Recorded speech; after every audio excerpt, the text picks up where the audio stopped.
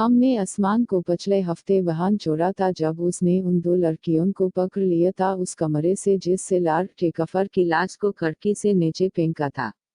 आसमान को एक खुफिया मुलाकात के बाद लार्ड टेकफर के कमरे निकलता हुआ देखा गया था। टेकफर की लाश सीधे आसमान के पाउंड में गिरती है जब वो महल से जाने लगता है। वो खिड़की की तरफ देखता है जहां से बॉडी गिरती है और वो कातिलों को पकड़ने के लिए महल में वापस जाता है। वहां वो उन दो लड़कियों को देखता है और उनसे पूछता है क्या उन्होंने लार्ड टेकफर का कत्ल किया है। वो उस खूबसूरत लड़की के गले पर चाकू रख देता क्योंकि उसको लगता है कि वही लार्ड टेकफर के कातिल है।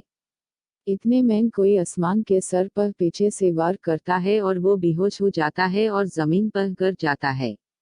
मोन्क उस लड़की को बताता है कि ये लड़का बहादुर अर्तुगरुल का सबसे छोटा बेटा है और वो जान जाती है कि आसमान एक अच्छे कबीले से ताल्लुक रखता है। वो दो लड़कियां और मोन्क कुछ ढूंढने लग जाते हैं। वो उस चीज को ढूंढने में कामयाब हो जाते हैं और जल्द ही वहां से चले जाते हैं। कमांडर कोलोस और सोफिया आसमान पर लार्ड टेकफर के कत्ल का इल्जाम लगाते हैं और महल में इसे ढूंढने का हुक्म देते हैं। आसमान को होश आता है और वो अपने साथियों की हिफाजत के लिए वहां से भागना चाहता है और वो उस लड़की को भी पकड़ना चाहता है क्योंकि शायद उस लड़की को लार्ड टेकफर के कातिलों का इल्म है। सोफिया अपने कीमती चीज को उस जगह से गायब देखकर बहुत परेशान होती है। वो कमांडर कोलोनोस को एक मिशन पर भेजती है कि वो कीमती चीज डेंडर बी से वापस लेके आओ। वो एग्रीमेंट को खत्म कर देती है और आसमान को लार्ड टेकफर का कातिल करार देती है। उससे पहले कि किसी को उस कीमती चीज के कोने का पता चले वो दोनों लड़कियां महल से निकलने में कामयाब हो जाती हैं। वहां डेंडर भी आसमान को कबीले में वापस आने का कहता है ताकि वो उस मसले का कोई हल निकाल सके और वो नहीं चाहता कि कोई उसके कबीले की सरबराही पर अंगुली उठाए। मास्टर यूनुस एक जादूगर है। वो अर्तुगरुल को जानता था और उसके बेटे को जानने में बहुत दिलचस्पी देखा रहा है। सोफिया मास्टर यूनुस को कीमती चीज के कोने का बताती है और बताती है कि उस सब का जिम्मेदार आसमान है। मास्टर फौरन अपना घर छोड़कर महल कल्चेसिर जाता है। आसमान उन दो लड़कियों को तलाश करता है पर वो बहुत दूर जा चुकी होती हैं।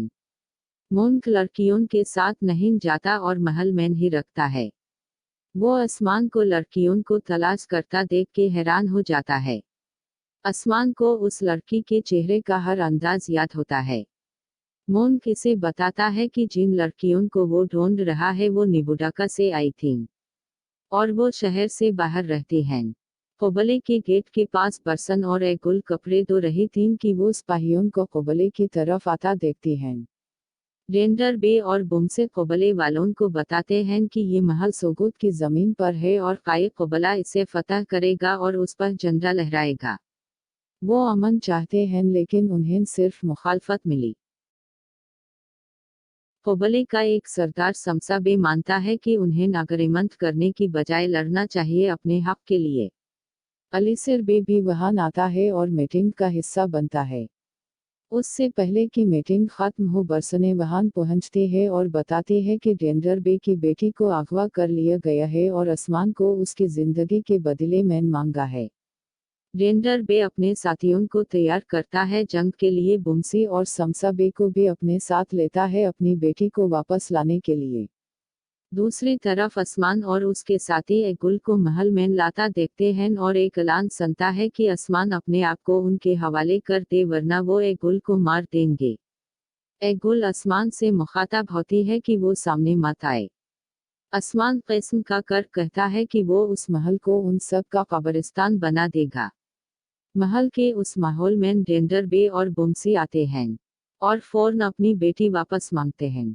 वो किस्म कहते हैं कि अगर उनकी बेटी को कुछ हुआ तो कोई भी उनके गजब से उन्हें नहीं बचा सकता। एगुल को धक्का दिया जाता है सोफिया के सामने और सोफिया सबसे कहती है कि आसमान को अपनी बेगुनाही साबित करनी होगी या फिर मरना होगा।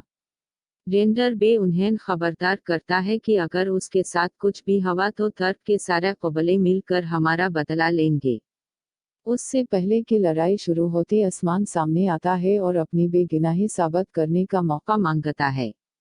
उस्मान को यकीन है कि अबयास का कातिल और जिसने डेंजर बे पर हमला किया और जिसने टेकफर को कत्ल किया सबका कोई ताल्लुक है। वो कमांडर कोलोन्स को बताता है कि वो कातिल को ढूंढ के ही रहेगा।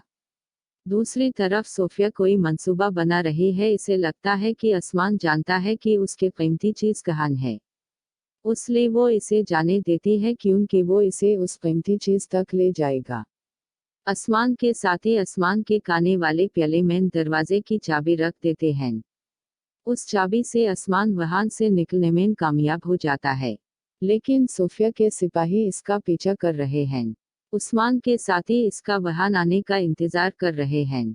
उस्मान अपने साथियों को बताता है कि ये उसके ख्वाब की शुरुआत है। वो जंग करेंगे और पूरा मुल्क फतह करेंगे, लेकिन फिलहाल इसे अब्बास के कत्ल का बदला लेना है। सोफिया के सिपाही चपे हुए होते हैं, लेकिन उस्मान को इनका पता चल जाता है और उन पर हमला कर देता है और पूछता है कि किसने उन्हें भेजा है।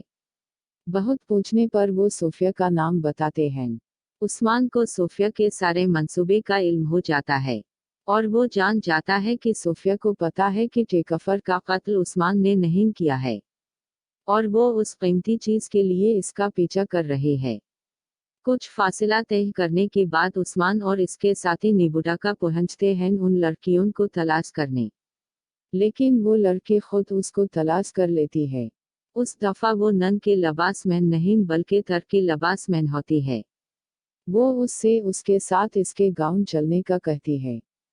फिर वो इसे एक इमारत में ले जाती है जहां एक खुफिया कमरा होता है और एक शख्स अदिबली से मिलवाती है जो अर्तुगरुल का रूहानी साथी होता है।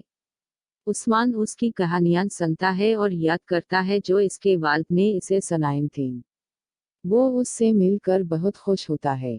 अदिबली उस्मान से वादा करता है कि वो इसे सारे राज बताएगा।